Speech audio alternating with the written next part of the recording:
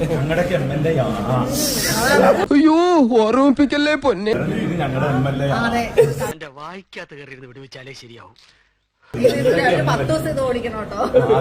താൻ വെറും കോതമ്പ് തന്നെ നാളെ ജനങ്ങൾ ഇങ്ങനെ കൊത്തി തിന്നും.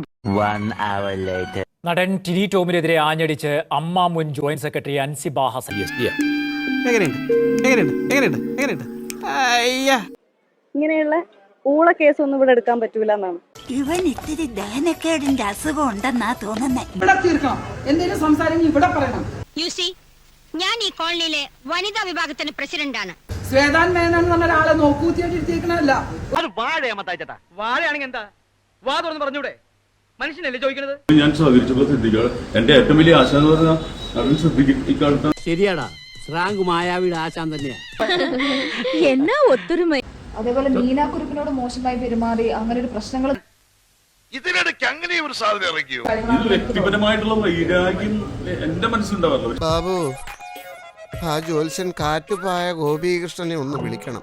എന്റെ സമയം മോശമാണോ അല്ല വളരെ മോശമാണോ എന്നൊന്നറിയാം. ടോമിന്റെ മകനാണ്. വീടിന്റെ മുമ്പിൽ ഒന്ന് വെല്ലുവിളിക്കുകയാണ്. തൽക്കാലം ഒന്ന് പിരിഞ്ഞു പോകും. ഒരച്ഛന്റെ വേദന മനസ്സിലാക്കണം. അതിന്റെ മോനെ